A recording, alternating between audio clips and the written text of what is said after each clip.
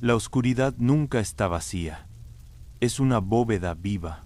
Imagina por un instante que cada fecha que aprendiste en tus libros, cada suceso que diste por cierto, cada raíz de tu espiritualidad ha sido escrita, corregida y reescrita una y otra vez a lo largo de los siglos.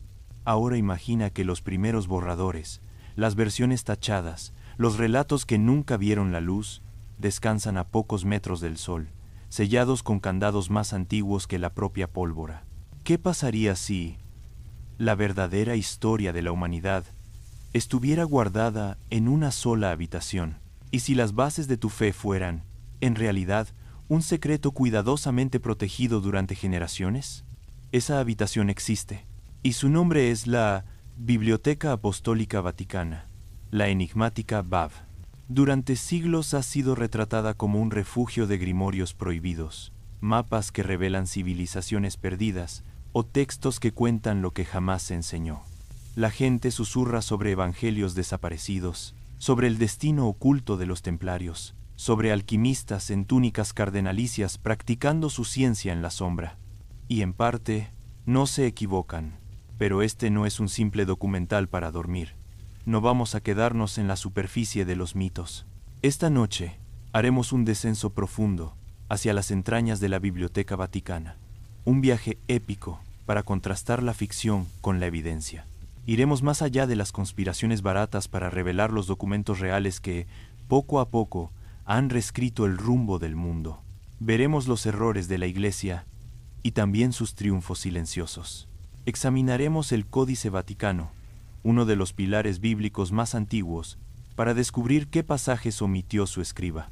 Leeremos fragmentos del juicio de Galileo, un episodio que demuestra que el poder de la ciencia puede ser más temido que cualquier herejía. Abriremos manuales de exorcismo y tratados de alquimia usados por cardenales, para entender cómo la magia y la ciencia llegaron a confundirse en una misma línea. Pero antes de comenzar este recorrido, debemos desmantelar la mentira más grande de todas, la idea de que el Vaticano solo guarda secretos. La verdad es mucho más fascinante. El Vaticano no oculta conocimiento, protege el poder que ese conocimiento implica. Piénsalo. Si encontrases un manuscrito de 1500 años que pone en duda una creencia central de tu civilización, ¿lo destruirías para proteger la estabilidad? ¿O lo preservarías con extremo cuidado, aun si eso significara que solo unos pocos privilegiados podrían verlo? Ese es el verdadero secreto de la Biblioteca Vaticana. No es ocultamiento, sino selectividad. Una curaduría extrema, una comprensión ancestral de que hay escritos tan frágiles, tan peligrosos o tan decisivos, que exponerlos al mundo sería su sentencia de muerte. Desde hace siglos, esta institución entendió algo esencial. Quien controla los documentos del pasado, controla la narrativa del presente y moldea el futuro. El tesoro no es el pergamino, es el monopolio de su interpretación. El poder del Vaticano no reside en lo que esconde, sino en lo que ha logrado preservar durante casi 2 milenios. Esta noche cruzaremos juntos el umbral de sus bóvedas, un lugar donde el tiempo se detiene y la historia respira entre papel y tinta.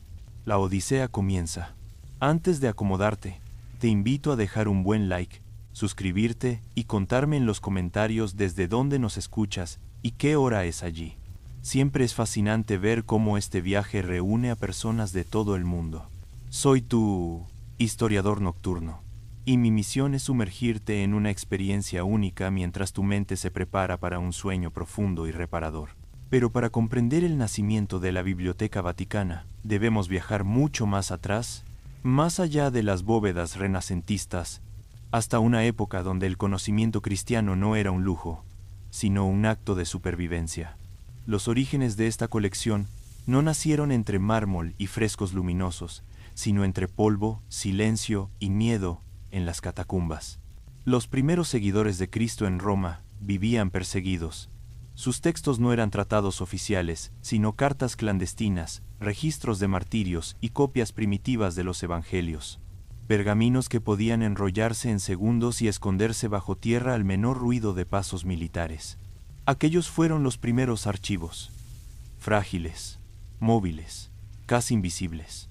Más que una biblioteca, eran un testimonio de resistencia. Cuando el cristianismo fue legalizado y luego convertido en la religión oficial del imperio, la Iglesia heredó la tradición archivística romana. Los textos salieron de la oscuridad y se instalaron en el Palaterano, el palacio papal, por 1000 años. Pero la riqueza trae codicia, y la codicia, peligro. Durante la Edad Media, la colección papal era casi nómada, empacada, protegida, transportada a través de los Alpes o del Mediterráneo, siempre bajo la amenaza de invasores, guerras y saqueadores.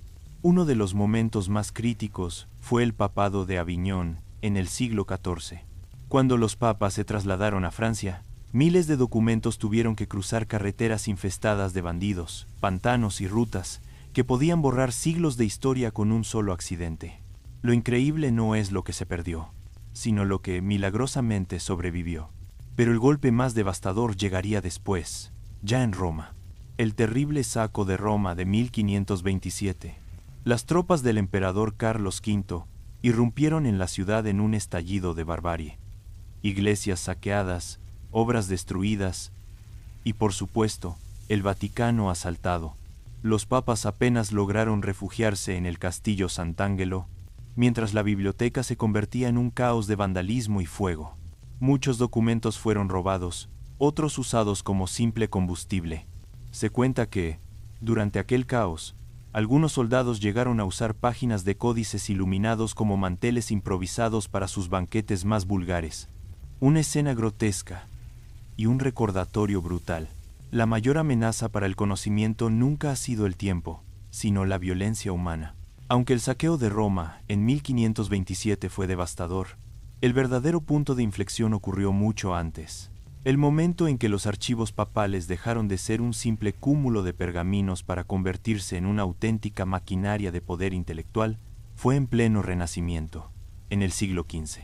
Y el arquitecto de esa transformación fue el Papa Sixto IV. Antes de vestir el blanco pontificio, se llamaba Francesco della Rovere y poseía una visión del poder que iba más allá de ejércitos, territorios o coronas.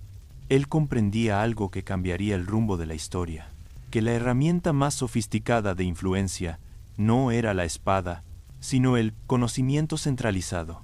Hasta entonces, los libros de la Iglesia estaban dispersos, guardados en baúles, corredores y habitaciones del Palacio de Letrán, tratados como posesiones personales más que como un patrimonio de la cristiandad. El acceso era caprichoso, y la conservación casi un acto de fe. Sixto IV vio en ese caos una oportunidad. Entendió que si el papado quería rivalizar con la efervescencia intelectual de Florencia o Venecia, debía convertirse en el corazón cultural de Occidente. Le fascinaba todo: la teología, la filosofía, la medicina, las matemáticas y la herencia clásica. Para él, cada disciplina era un ladrillo más en la arquitectura del poder papal. Su jugada maestra llegó en 1475, cuando emitió la bula Ad Decorem Militantis Ecclesiae, para el decoro de la iglesia militante. A simple vista, parecía un decreto más, pero en realidad fue el parian acta de nacimiento de la Biblioteca Vaticana tal como la conocemos hoy. La idea era revolucionaria. La biblioteca dejaría de ser un depósito privado para convertirse, dentro de lo posible para la época, en una institución accesible a los estudiosos. Un santuario para quienes buscaban la verdad en los textos. Para materializar esa visión, Sixto IV ejecutó 3 movimientos magistrales. 1. Le dio un hogar monumental dentro del Palacio Apostólico. Construyó salas que no eran simples espacios, sino declaraciones políticas. Los frescos mezclaban a Cicerón y Platón con los padres de la Iglesia, enviando un mensaje inequívoco: el papado es el heredero de toda la civilización occidental. 2. Institucionalizó al bibliotecario. Nombró al humanista Bartolomeo Platina como el primer prefecto de la Biblioteca Vaticana. Platina no solo organizó la colección, sino que creó el primer catálogo formal. Transformó un laberinto de libros en una herramienta de investigación real. Porque el poder no está solo en poseer información, sino en poder encontrarla. 3. Creó un monopolio intelectual sin precedentes. Sixto financió una red de copistas, enviados y eruditos que viajaron por toda Europa buscando manuscritos olvidados. Copiaron textos perdidos de Tácito, Tito Livio, Euclides y decenas de autores antiguos. Al obligar a que estos tesoros pasaran por Roma, Sixto convirtió a la ciudad eterna en un punto de peregrinación intelectual. El mensaje era claro: si deseas beber de la fuente del conocimiento antiguo, debes venir aquí. La centralización del saber trajo consigo la centralización de los sabios y con ellos una influencia monumental. Lo que había empezado como cartas clandestinas escondidas en catacumbas terminó convirtiéndose, gracias a la visión de Sixto IV, en la base de datos más avanzada del Renacimiento. Un faro cultural que aseguró al papado un lugar en la historia como guardián de la memoria humana. La biblioteca como fortaleza. Para comprender la magnitud de lo construido por Sixto, debemos mirar ahora el recinto físico que resguarda ese poder.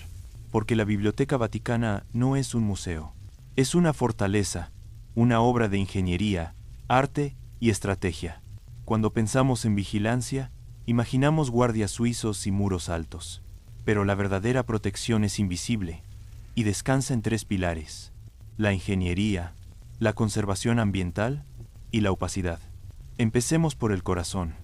La célebre bóveda de hierro, el búnker subterráneo, donde se guardan los manuscritos más irreemplazables. Piensa en un depósito acorazado imposible de vulnerar. Puertas de acero de varias toneladas, sistemas biométricos, cámaras dentro de cámaras. Un refugio antiincendios y antibombas, diseñado para aislar los documentos del mundo exterior. Pero el enemigo más letal de un códice no es el ladrón, sino el clima. La humedad, la luz y la temperatura pueden desintegrar la tinta y el pergamino en silencio. Por eso el Vaticano creó un ambiente más controlado que el de un quirófano moderno. Sistemas de climatización inercial mantienen la temperatura y la humedad constantes, sin tolerar variaciones que podrían destruir manuscritos de milenios. El famoso Códice Vaticano, uno de los manuscritos bíblicos más antiguos del mundo, vive en un eterno crepúsculo. Luz mínima, sin radiación ultravioleta, sin riesgos. A esto se suma una protección más sutil: la complejidad arquitectónica. 80 kilómetros de estanterías, más de 180.000 cajas de documentos, pasillos que se bifurcan como laberintos. Ni siquiera un ladrón experto sabría por dónde empezar. Sensores sísmicos, sistemas de supresión de incendios con gases inertes, detectores de presión, todo convive con la sabiduría de siglos, creando una combinación asombrosa entre tradición y tecnología. Pero incluso todo este acero no es lo más importante. La verdadera fortaleza de la Biblioteca Vaticana es su comestructura interna, su control del acceso y su compleja división documental. La Biblioteca Apostólica Vaticana es solo una de 3 grandes instituciones vaticanas dedicadas a la conservación. Y esta fragmentación crea una confusión que alimenta mitos de archivos secretos y pasillos prohibidos. La realidad es mucho más interesante y mucho más compleja. Cuando oyes hablar del Códice Vaticano, de manuscritos griegos de Euclides o de tratados de alquimia, estás oyendo hablar, en realidad, de los tesoros que guarda la Biblioteca Apostólica Vaticana, la BAV. Pero ella no está sola. La segunda gran institución es el Archivo Apostólico Vaticano, hasta hace poco conocido como Archivo Secreto Vaticano, hasta que el Papa Francisco decidió eliminar la palabra secreto para marcar un cambio de enfoque. Aquí no se guardan grimorios ni mapas de civilizaciones perdidas, sino algo quizá más temible: la memoria administrativa, política y diplomática de la Iglesia. En sus estanterías descansan las actas de los juicios de la Inquisición, las bulas papales, la correspondencia con reyes, emperadores y gobiernos, y las crónicas de los grandes cismas de la cristiandad. Y, en tercer lugar, están los archivos de las congregaciones, es decir, los registros vivos y en funcionamiento de los distintos dicasterios del Vaticano, como la antigua Congregación para la Doctrina de la Fe. Por ley canónica, muchos de estos documentos no se abren al público hasta pasados 50, 70 o incluso 75 años. La confusión entre estas 3 instituciones no siempre es casual y, como mínimo, resulta muy conveniente. Mucha gente exige ver los secretos en la BAV, cuando algunos de los documentos más delicados, especialmente desde el punto de vista político como los de Pío XII durante la Segunda Guerra Mundial, se encuentran en realidad en el archivo apostólico. Sin embargo, incluso con esta distinción clara, acceder a la Biblioteca Apostólica Vaticana sigue siendo un desafío que muy pocos logran superar. El filtro humano. ¿Quién entra y quién se queda fuera? Aquí aparece uno de los mitos más persistentes, el de un supuesto índice de investigadores vetados. En realidad, no existe una lista negra formal. Lo que sí existe es un proceso de credencialización extremadamente riguroso, que funciona como un filtro silencioso, pero muy eficaz, para mantener fuera a casi todos los curiosos. Para obtener una tarjeta de investigador en la BAV, no basta con presentarse con el pasaporte y una sonrisa. Se requiere una carta formal de recomendación de un profesor o de una institución académica reconocida, que acredite que tienes al menos un posgrado avanzado y en la mayoría de los casos un doctorado, y que avale la seriedad y la precisión de tu proyecto. No puedes entrar a ver qué hay. No puedes ir a buscar secretos. Debes demostrar que necesitas consultar un manuscrito específico. Por ejemplo, requiero examinar el Vaticanus Latinus 1970 para un estudio filológico sobre un autor del siglo XI. ¿Quién es rechazado? Casi siempre, el aficionado, el conspiranoico sin credenciales, y el estudiante que aún no ha alcanzado el nivel de especialización necesario. El Vaticano parte de una premisa muy simple. El tiempo de sus empleados y la fragilidad de sus manuscritos son recursos demasiado valiosos para desperdiciarlos. Si un investigador es rechazado, suele ser porque no ha podido justificar, académicamente, la necesidad de tocar el original. Y aquí entramos en el corazón del problema, la fragilidad. El dilema de la fragilidad. Tocar la historia es destruirla un poco. Si has llegado hasta este punto del relato, espero que ya estés suscrito al canal. Soy el historiador nocturno, y mi deseo es formar una comunidad enorme de personas que aman las noches tranquilas y el conocimiento profundo. Miles de almas, en distintas zonas horarias, unidas por la misma pulsión, entender más, para entenderse mejor, y así vivir una vida más consciente. Siempre lo digo, conocer la historia es esencial para no repetir los errores del pasado. Por eso, si aún no lo has hecho, te invito a suscribirte, dejar tu like y compartir este video con ese amigo fanático del saber.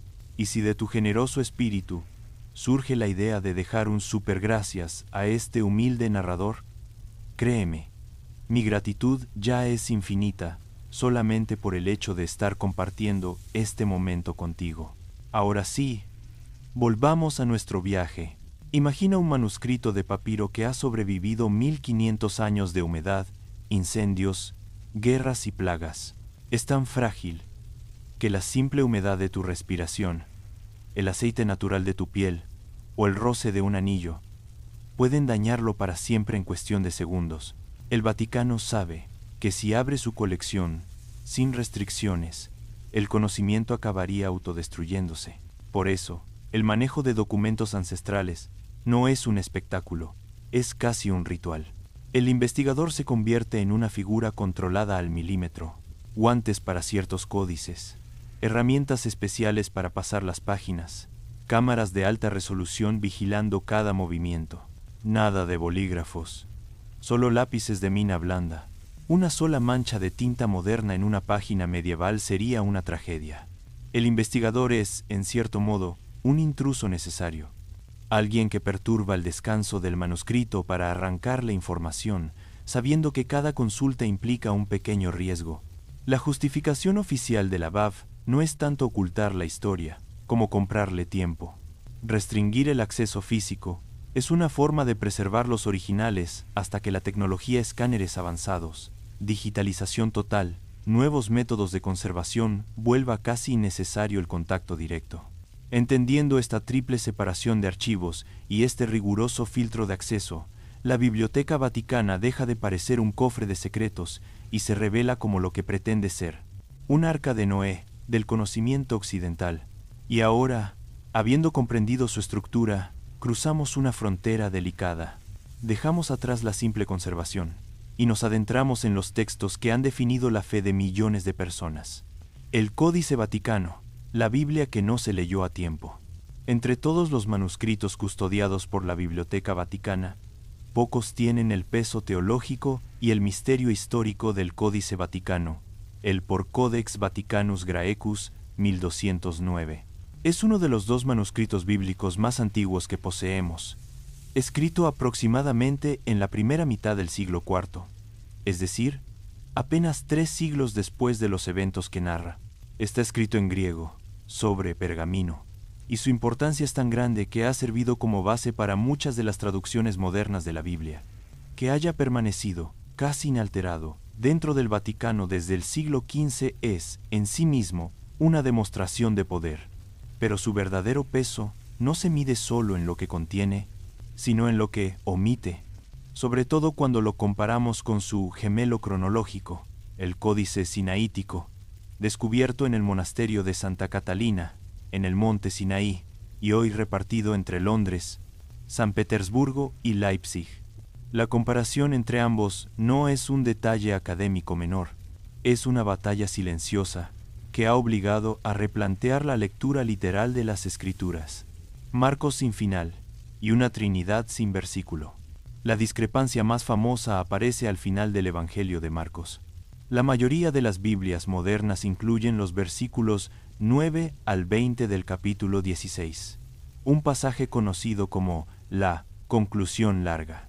En él se relata la aparición de Jesús resucitado a María Magdalena, la llamada Gran Comisión, ese mandato de id por todo el mundo y predicad el Evangelio, y la promesa de que los creyentes podrán tomar serpientes, beber veneno y hablar en lenguas nuevas. Pues bien, el Códice Vaticano termina Marcos en el versículo 8. Las mujeres huyen de la tumba vacía, temblando de miedo, y ahí se acaba todo, sin apariciones, sin discursos finales, sin serpientes ni venenos. El Códice Sinaítico hace lo mismo. Aunque un escriba posterior intentó añadir la conclusión larga, el testimonio original termina en el versículo 8. La implicación es enorme. Los textos más antiguos que poseemos no incluyen uno de los pasajes más dramáticos del cristianismo. Todo apunta a que fue añadido más tarde. Algo similar ocurre con el famoso pasaje conocido como la coma joánica, en 1 Juan 5, versículos 7 y 8, porque 3 son los que dan testimonio en el cielo, el Padre, el Verbo y el Espíritu Santo, y estos 3 son uno. Este versículo, utilizado durante siglos como apoyo explícito a la doctrina de la Trinidad, no aparece ni en el Códice Vaticano ni en el Sinaítico. Los estudiosos coinciden en que fue una adición posterior, introducida para reforzar una teología que aún estaba en disputa. Que este versículo no aparezca en el manuscrito más custodiado por la Iglesia es casi una confesión silenciosa. Uno de los pilares doctrinales se apoyó, durante siglos, en un texto que no estaba en los testimonios más antiguos. ¿Cambió eso la doctrina durante 2000 años? Curiosamente no, porque durante muchísimo tiempo nadie le prestó atención al Códice Vaticano.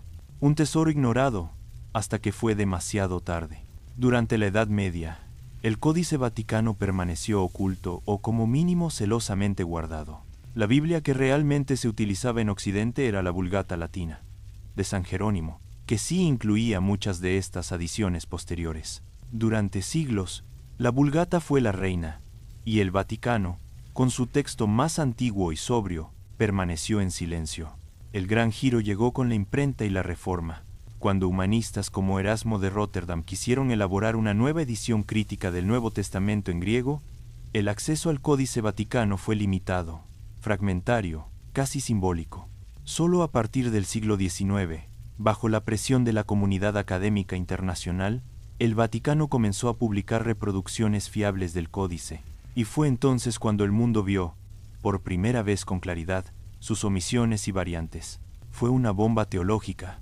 Las versiones más antiguas y fiables de la Biblia, custodiadas celosamente por la Iglesia, parecían contradecir pasajes que la misma Iglesia había enseñado durante siglos. No porque hubiera una conspiración maligna, sino porque la Biblia, como todo texto antiguo, había evolucionado.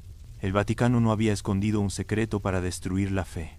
Había custodiado la prueba de que la Escritura es un documento vivo. La BAV, al preservar este texto primitivo, nos obliga a aceptar una verdad incómoda. La Biblia no cayó del cielo escrita en tinta indeleble. Fue discutida, corregida, ampliada, podada y reinterpretada por comunidades reales, con personas reales, a lo largo de siglos. La fe, desde esta perspectiva, es tanto una cuestión de creencia como de historia textual. Más allá del canon, las sombras de los evangelios apócrifos. Una vez que salimos del territorio del canon del Códice Vaticano y sus omisiones, entramos en una región aún más brumosa, la de los evangelios apócrifos. La Biblioteca Vaticana es una de las grandes guardianas de estos textos que quedaron fuera de la Biblia oficial. Su sola existencia es una evidencia tangible de que, en los primeros siglos, el cristianismo fue mucho más diverso y caótico de lo que a veces imaginamos. La palabra apócrifo viene del griego por apócrifos, oculto.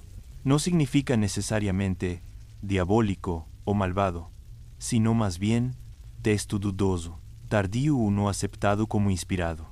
Estos escritos llenan los silencios de los evangelios canónicos. Se preguntan, por ejemplo, ¿qué hacía Jesús entre los 12 y los 30 años? ¿Cómo fue realmente la infancia de la Virgen María? ¿Qué ocurrió en esos 3 días entre la muerte de Jesús y su resurrección? Los canónicos guardan silencio casi total. Los apócrifos responden con historias desbordantes, milagros infantiles, viajes, descensos al inframundo, visiones, diálogos secretos. Entre los manuscritos que conserva la BAV hay evangelios de la infancia, como el de Tomás, donde un niño Jesús realiza prodigios tan juguetones como inquietantes, o el Evangelio de María, que concede a María Magdalena un papel de liderazgo que la Iglesia institucional acabó negando. La preservación de estos textos es crucial. Muestran que el cristianismo no nació como un bloque monolítico, sino como una marea de relatos compitiendo por un lugar en la memoria de los creyentes. Para entender mejor este fenómeno, nos detenemos en uno de los apócrifos más influyentes, el Evangelio de Nicodemo, también conocido como por las actas de Pilato, Nicodemo y el Cristo, que desciende a los infiernos. Este Evangelio apócrifo se centra en 2 momentos clave, la pasión y la resurrección. En su primera parte, el juicio de Jesús ante Pilato se vuelve mucho más largo y dramático que en los evangelios canónicos. Nicodemo, que en el Evangelio de Juan aparece brevemente como un fariseo simpatizante, aquí se convierte en un defensor elocuente de Jesús ante Pilato. Se relatan prodigios extraños, como estandartes romanos que se inclinan solos ante Cristo, aterrando a los soldados. Todo esto humaniza el drama judicial y, de paso, tiende a exonerar a Pilato, trasladando la responsabilidad hacia las autoridades judías. Pero es la segunda parte la que dejaría una huella imborrable en la imaginación cristiana. El descenso de Cristo a los infiernos, descensus Christi ad inferos. Los evangelios canónicos dicen poco sobre lo que sucede entre la muerte y la resurrección. Nicodemo llena ese silencio con una epopeya. Describe el infierno no el lugar del castigo eterno, sino el reino de los muertos como una fortaleza con puertas de bronce y cerrojos de hierro. Cristo llega como un guerrero de luz. Derriba las puertas, dialoga con figuras del Antiguo Testamento, como Adán y Juan el Bautista, y finalmente toma a Adán de la mano para sacarlo del Hades, liberando a todos los justos que murieron antes de la resurrección. Esta imagen de Jesús descendiendo al reino de los muertos para liberar a las almas cautivas se convirtió en un motivo central en el arte, la música y la predicación medieval, aunque no esté en los evangelios canónicos. Un apócrifo, guardado en copias fragmentarias en la BAV, ayudó a definir la figura de Cristo como vencedor de la muerte. El Vaticano conserva estos textos no porque los considere verdad revelada, sino porque son piezas clave para entender cómo se formaron las creencias populares. Son como espejos deformados que nos permiten ver qué ideas existían, cuáles compitieron y cuáles fueron finalmente descartadas. Nos recuerdan que, durante mucho tiempo, no hubo un cristianismo, sino muchos cristianismos posibles, hasta que uno se impuso como ortodoxia. Al mirar la Biblioteca Vaticana, vemos no solo los textos que la Iglesia decidió conservar como canónicos, sino también las sombras de todo lo que intentó apartarse de la circulación. Y es precisamente en esa voluntad de controlar lo que se lee, donde encontramos otra herramienta formidable de poder, quizá la más sutil de todas: la lista de los libros prohibidos. Durante más de 4 siglos, la arma más efectiva de la Iglesia para moldear el pensamiento occidental no fue un ejército, sino un catálogo.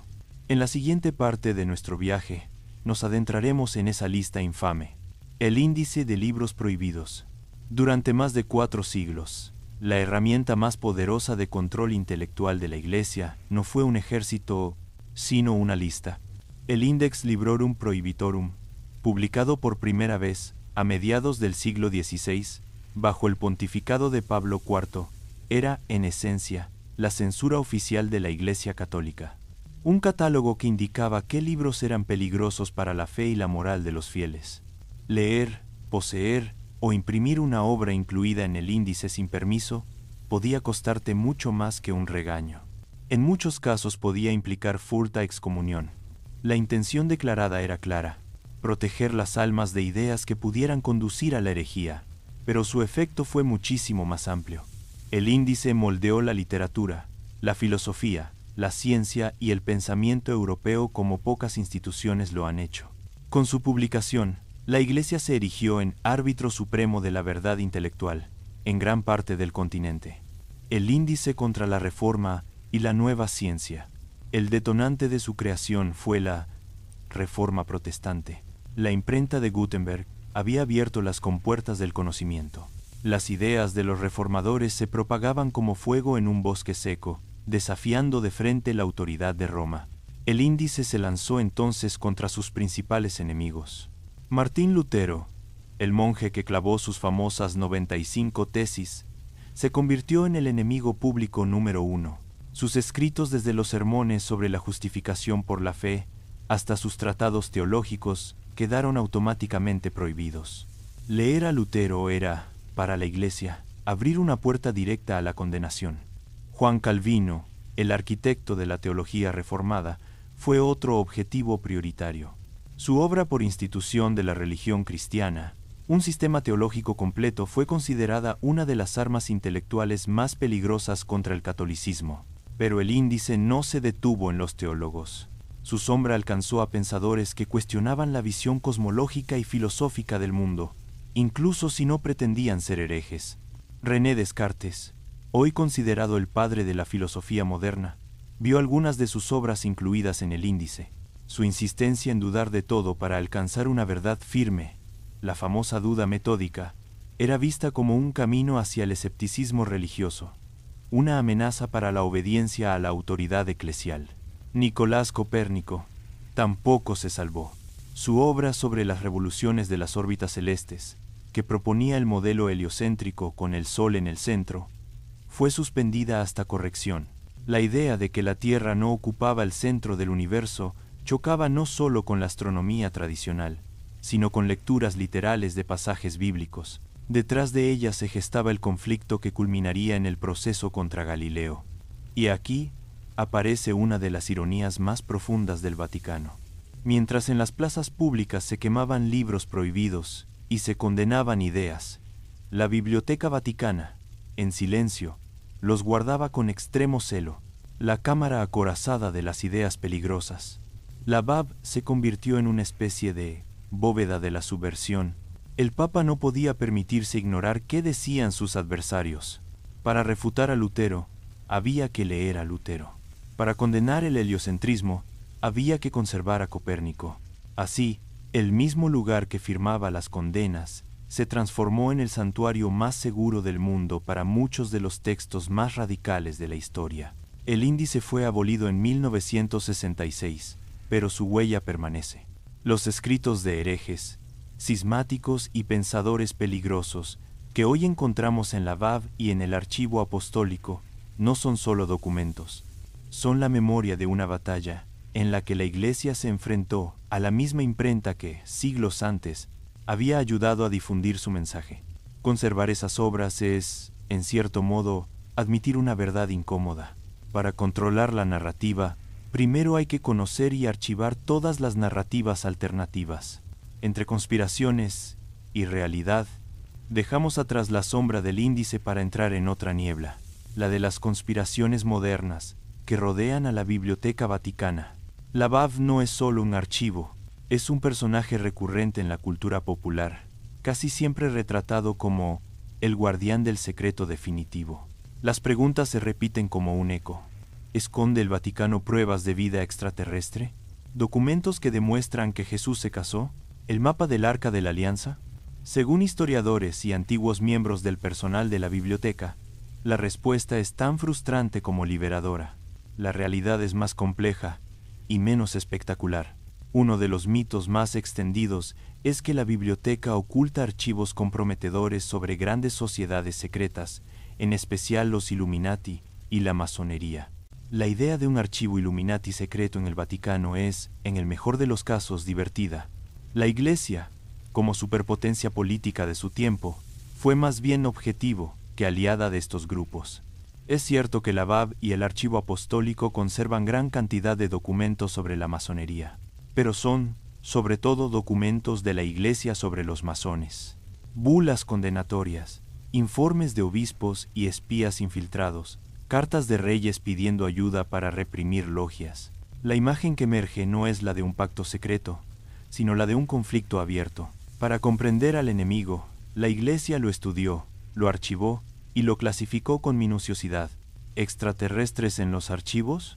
Otro de los mitos favoritos de la cultura pop es que el Observatorio Vaticano, la Especola Vaticana y los archivos esconden pruebas de vida extraterrestre. Es verdad que el Vaticano ha tenido un papel activo en astronomía durante siglos, en gran parte para calcular correctamente la fecha de la Pascua y reformar el calendario. Si la BAV guarda documentos cósmicos, suelen ser manuscritos medievales y renacentistas que discuten si existen otros mundos habitados o tratados de astrología que vinculan las estrellas con el destino humano.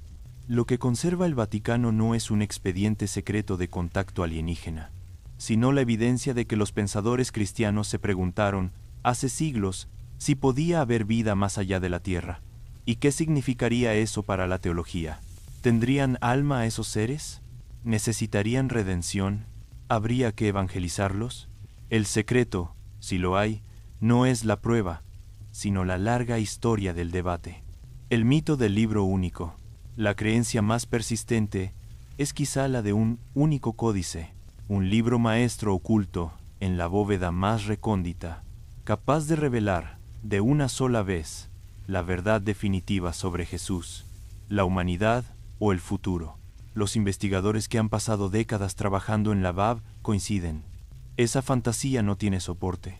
El verdadero secreto de la biblioteca no es un libro, sino su volumen y su fragmentación. La información está dispersa en cientos de miles de folios, cartas, actas y códices. No hay una revelación única, sino una constelación de fragmentos que requieren paciencia, método y años de estudio para ser reunidos.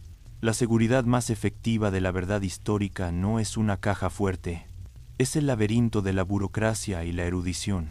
La biblioteca no esconde el libro que lo explica todo. Lo que hace es custodiar tal cantidad de piezas dispersas, con reglas de acceso tan específicas, que nadie tiene el tiempo ni la libertad absoluta para unirlas todas.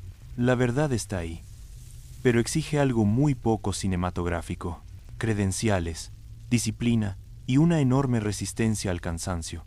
Galileo, una herida guardada en carpetas. Si hay un expediente que resume de forma dolorosa el choque entre fe y razón, es el juicio a Galileo Galilei. No hablamos de un libro misterioso, sino de un conjunto de documentos administrativos, interrogatorios, sentencias, cartas, informes, un archivo que se conserva en el Vaticano como una especie de cicatriz consciente y, significativamente, no está en la Biblioteca Apostólica, sino en el Archivo Apostólico Vaticano, el antiguo archivo secreto, porque el caso Galileo no fue tratado como curiosidad académica, sino como un asunto de Estado, gestionado por el Santo Oficio, el organismo encargado de vigilar la ortodoxia, Es gracias a la obsesión burocrática de la Iglesia que hoy podemos reconstruir casi paso a paso aquel enfrentamiento. El contexto era una caldera a presión. Un siglo antes, Copérnico había propuesto que la Tierra giraba alrededor del Sol. Su teoría se había recibido con cautela, casi como una hipótesis matemática más. Pero Galileo, con un telescopio perfeccionado por él mismo, encontró pruebas directas. Las fases de Venus, las lunas de Júpiter girando alrededor de Júpiter y no de la Tierra, el universo, a la vista del ocular, era innegablemente copernicano. A partir de aquí, el conflicto entre el cielo de la fe y el cielo de la ciencia se volvió inevitable, y el Vaticano, que custodiaba libros de Copérnico en sus estanterías, decidió convertir al hombre que confirmó su verdad en un acusado.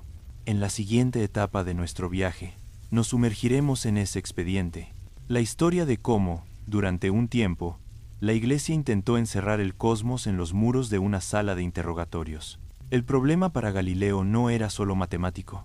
El sistema geocéntrico, la Tierra en el centro, no estaba respaldado únicamente por Aristóteles, sino por una lectura literal de la Biblia. Pasajes como aquel, en el que Josué pide a Dios que detenga el sol, no la tierra, parecían confirmar que todo giraba alrededor de nosotros. El primer roce serio de Galileo con el Santo Oficio llegó en 1616, cuando se le prohibió enseñar o defender la doctrina de Copérnico. Pero el verdadero drama se desató años más tarde, cuando, sintiéndose protegido por su amigo, el nuevo Papa Urbano VIII, Galileo publicó su obra maestra, el Diálogo sobre los dos máximos sistemas del mundo. Su error fue doble. Por un lado, el libro defendía claramente el heliocentrismo. Por otro, colocó los argumentos a favor del geocentrismo en boca de un personaje llamado Simplicio, un nombre que, en italiano, suena a simplón, ingenuo, casi bobo. Urbano VIII, orgulloso y muy consciente de su imagen, terminó convencido de que ese Simplicio era una caricatura suya. La ciencia había herido a la doctrina, y la vanidad del Papa selló el destino del científico. El juicio de un anciano y la victoria de la memoria. En 1633, el anciano Galileo, con casi 70 años y enfermo, fue llamado a Roma para ser interrogado. El expediente que se conserva hoy en el Archivo Apostólico Vaticano nos permite revivir esos momentos casi al detalle. Imagina la escena. Una sala del Santo Oficio, muros de piedra, silencio tenso. Un inquisidor lee, con voz firme: «Es mayor que... diga la verdad. ¿Sostuvo usted, después de la orden de 1616, que el Sol es el centro del mundo y que la Tierra se mueve?» Galileo responde con miedo y astucia: «Es mayor que no. Después de la orden no he sostenido esa opinión. Es mayor que... En mi diálogo solo he mostrado las razones a favor y en contra de ambas posiciones, y he concluido a favor del sistema tradicional». Pero todos sabían que la estructura del libro favorecía abrumadoramente el modelo copernicano. Tras meses de presiones y la amenaza explícita de tortura, una amenaza que a su edad podía equivaler a una sentencia de muerte, la voluntad de Galileo se quebró. El 22 de junio de 1633, se arrodilló en el convento de Santa María sopra Minerva, en Roma, y leyó una retractación que aún hoy estremece a quien la escucha. «Es mayor que yo, Galileo Galilei. Juro que siempre he creído. Creo ahora y, con la ayuda de Dios, creeré en el futuro todo lo que la Santa Iglesia Católica y Apostólica sostiene, predica y enseña». Y, a continuación, abjuró de la idea de que el Sol es el centro del mundo y la Tierra se mueve. La leyenda cuenta que, al levantarse, murmuró en voz baja la frase inmortal: «Eppur si muove», y sin embargo se mueve. Probablemente nunca lo dijo. De haberlo dicho en ese momento, quizá no habría salido con vida. Pero el simple hecho de que esa frase haya sobrevivido hasta hoy nos dice mucho de cómo el mundo percibió aquella injusticia. Aquí aparece otra de las ironías profundas del Vaticano. El Santo Oficio condenó a Galileo al arresto domiciliario de por vida, prohibió su libro y declaró oficialmente el geocentrismo como doctrina. Y, al mismo tiempo, se aseguró de que cada documento del proceso, cada carta, cada interrogatorio, cada palabra de la retractación fuera conservado, catalogado y guardado con extremo cuidado. La misma institución que quiso silenciar la verdad, se convirtió en la guardiana del expediente que probaría su propio error. Si el Vaticano hubiera querido borrar el caso Galileo de la historia, habría bastado con quemar esos papeles en algún momento del siglo XVII. No lo hizo. Los documentos permanecieron intactos hasta que siglos después, la Iglesia tuvo que enfrentarse a ellos. Fue gracias a esta conservación obsesiva que, en el siglo XX, un papa pudo reconocer oficialmente que la Iglesia se había equivocado. El archivo que pretendía justificar una condena se transformó en la prueba de que el universo no gira alrededor de la Tierra ni de la autoridad humana. Magia, alquimia y la doble vida intelectual del Vaticano. Si cruzamos ahora de la ciencia a lo oculto, encontramos otro territorio ambiguo, el de la alquimia, la astrología y la magia ceremonial. Oficialmente, la Iglesia condenaba estas prácticas como superstición o incluso como pactos con el demonio. En la práctica, sin embargo, la fascinación por lo esotérico atravesó también las altas esferas del Vaticano. La Biblioteca Apostólica Vaticana conserva un impresionante conjunto de tratados de astrología, nigromancia, magia ceremonial y, por supuesto, alquimia, la gran precursora de la química moderna. Uno de los manuscritos más llamativos es el Vaticanus Graecus 119, una colección medieval de textos astrológicos. En él hay diagramas celestes, horóscopos de figuras históricas y largas explicaciones sobre cómo los movimientos de los planetas podían influir en la salud, la política y el destino de los reinos. Para nosotros, hoy, esto es pseudociencia. Para muchos cardenales y papas del Renacimiento, era información estratégica. No solo importaba lo que decían las Escrituras, sino también lo que decían los cielos. La Bab está llena de códices alquímicos. La búsqueda de la piedra filosofal y de la transmutación de metales se veía, a menudo, no como simple codicia, sino como un ejercicio espiritual. Perfeccionar la materia para imitar la obra de Dios. Algunos papas prohibieron formalmente la alquimia, pero dejaban una puerta abierta para prácticas consideradas útiles y legítimas. Una manera elegante de decir, si produce oro o remedios, quizás no sea tan mala. Al mismo tiempo, los pontífices del Renacimiento y el Barroco consultaban astrólogos para decidir viajes, nombramientos de cardenales o incluso campañas militares. La astrología y la astronomía se confundían en los palacios pontificios. El miedo a la magia era real. Los papas temían ser víctimas de hechizos, maldiciones o brujerías de sus enemigos políticos, y recurrían a otros especialistas esotéricos para defenderse. Magia contra magia, una especie de carrera armamentista espiritual. En este contexto, se entienden los manuscritos sobre demonología y exorcismos que conserva la Bab. No eran curiosidades, eran manuales de trabajo, enfermedad, demonios y la frontera borrosa. Muchos de esos textos describen con detalle la supuesta jerarquía del infierno, clasificando demonios por funciones y rangos. Otros establecen criterios para distinguir una enfermedad natural de una posesión. Si la persona hablaba lenguas desconocidas, mostraba fuerza desproporcionada o revelaba conocimientos que no debía tener, se consideraba una prueba de influencia demoníaca. Si no, se remitía el caso a los médicos. La Biblioteca Vaticana conserva tanto los manuales de exorcismo como tratados médicos antiguos. En algunos textos se describe, por ejemplo, la melancolía, lo que hoy llamaríamos depresión, desde un punto de vista médico, pero se concluye que en ciertos casos extremos era necesario un exorcismo. La ignorancia médica se llenaba con explicaciones espirituales. Al guardar estos documentos paralelos, la Iglesia se aseguró de que las generaciones futuras pudieran entender cómo se mezclaron teología y medicina durante siglos. Estos manuscritos no son solo un registro de creencias sobre demonios, sino un espejo de nuestra dificultad para comprender la mente humana antes de la ciencia moderna. Viejo mundo, nuevo mundo y la ambición de ser la biblioteca del planeta.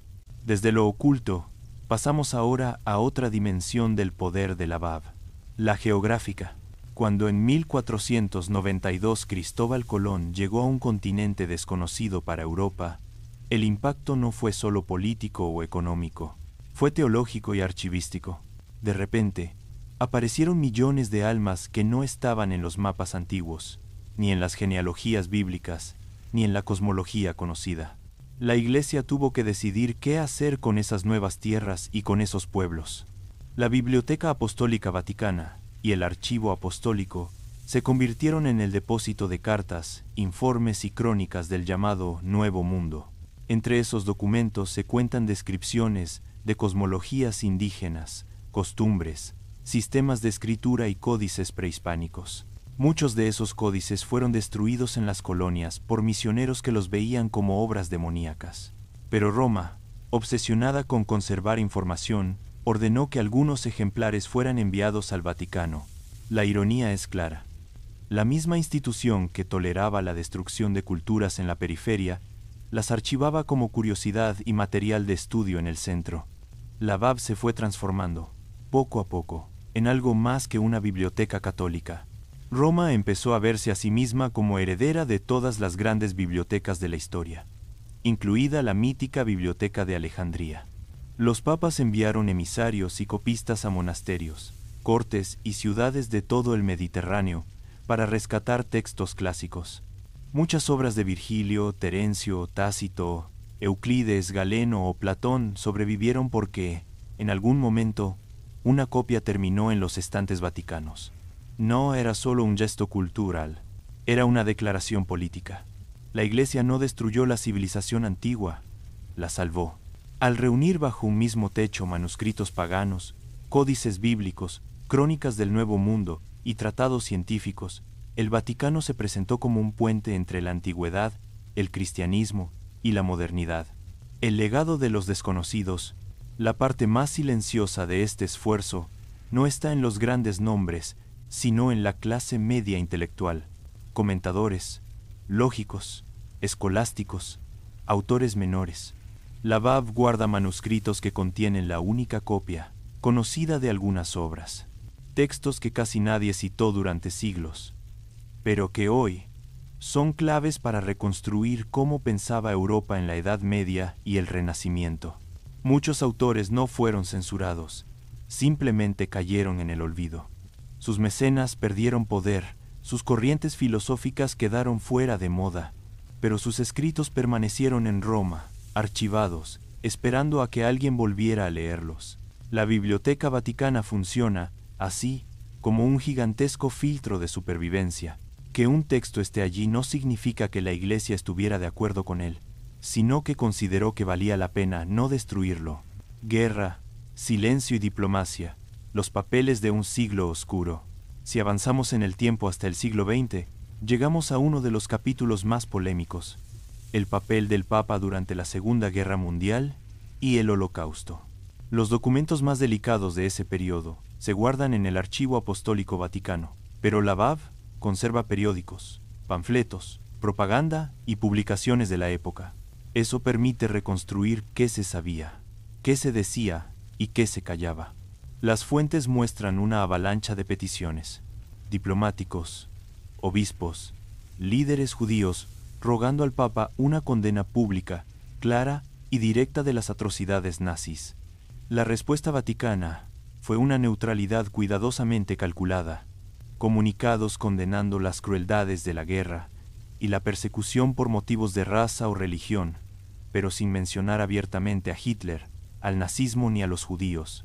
Al mismo tiempo, los archivos revelan que conventos, monasterios y edificios eclesiásticos sirvieron como refugios clandestinos para miles de perseguidos. Listas, notas internas, cartas de coordinación. Todo esto se conservó con el mismo cuidado. Los papeles cuentan una historia tensa y contradictoria. Una iglesia que, en la superficie, hablaba con cautela y por debajo movía redes de ayuda. Las estanterías del Vaticano no ofrecen un veredicto simple. No dicen culpable o inocente.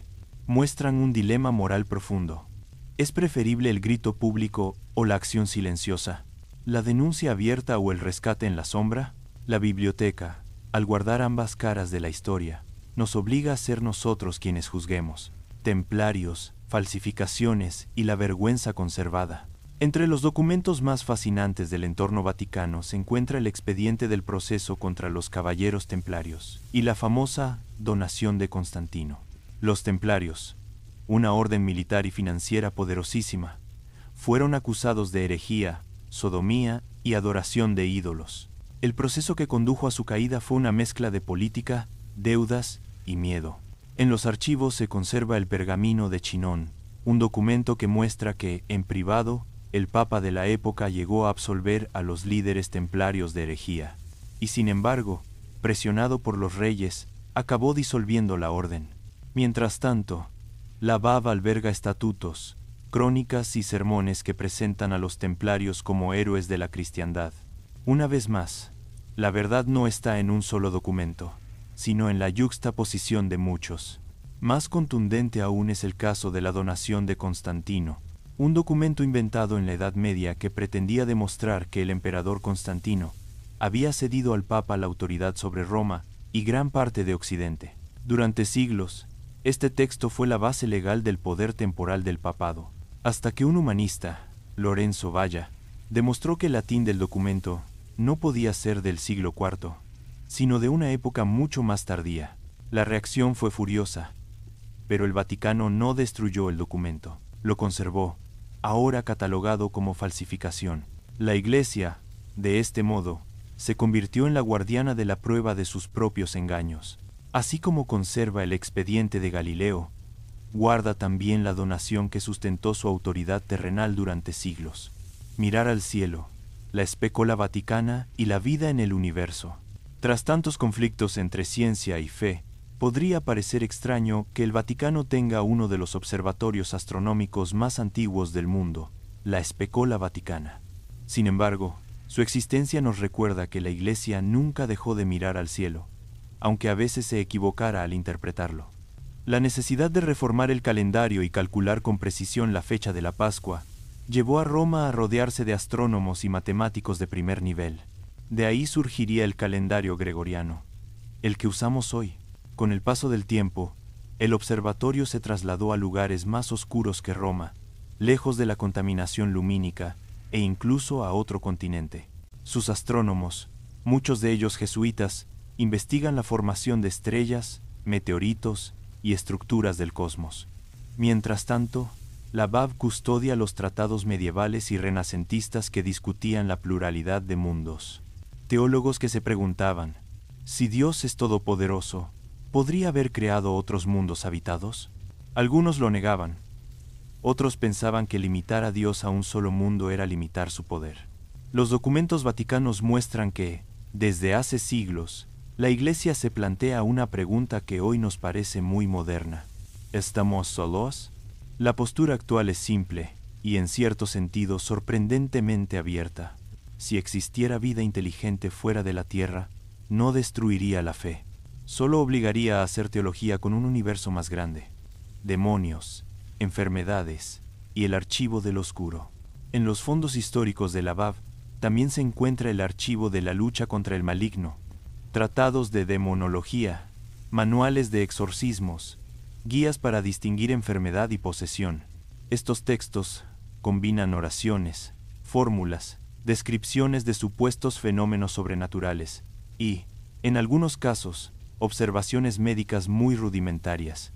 La biblioteca conserva tanto lo que hoy consideraríamos superstición como los primeros intentos de correlacionar comportamiento, cuerpo y mente.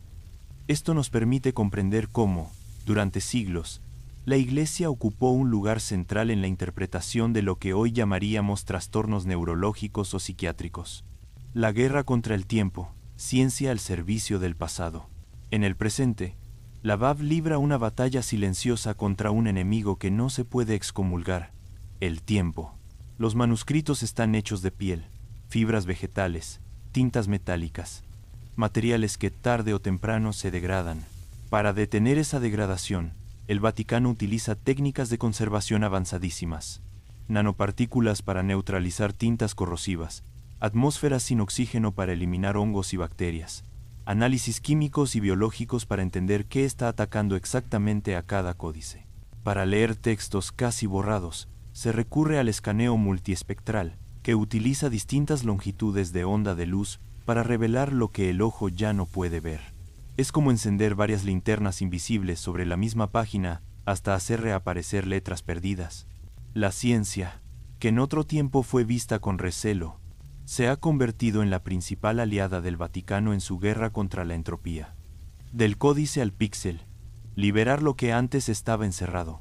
La última fase de esta lucha contra el tiempo no se da en bóvedas de hierro, sino en servidores y discos duros.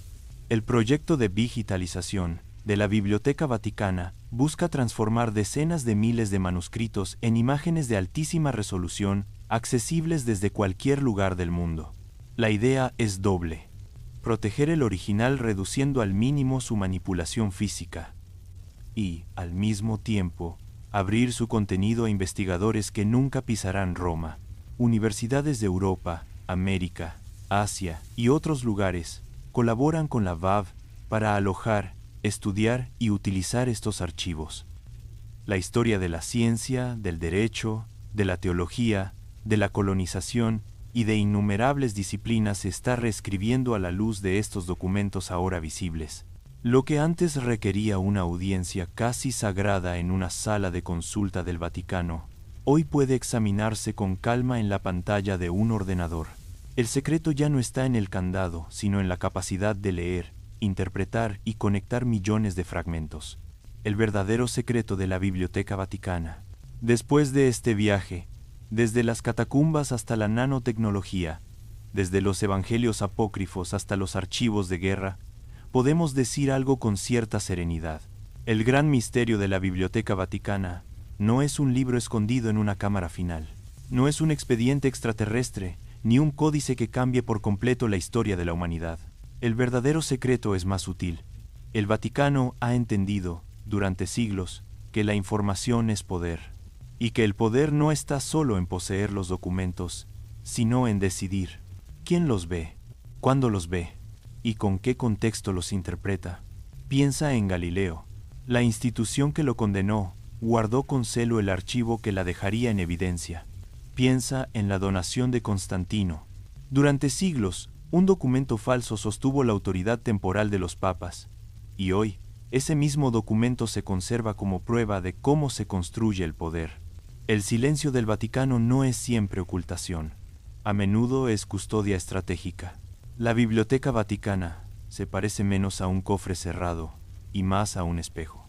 En ella se reflejan nuestras ansias de control, nuestros miedos, nuestros errores y nuestra capacidad de conservar incluso aquello que nos desmiente. La historia no está escrita en un solo libro milagroso.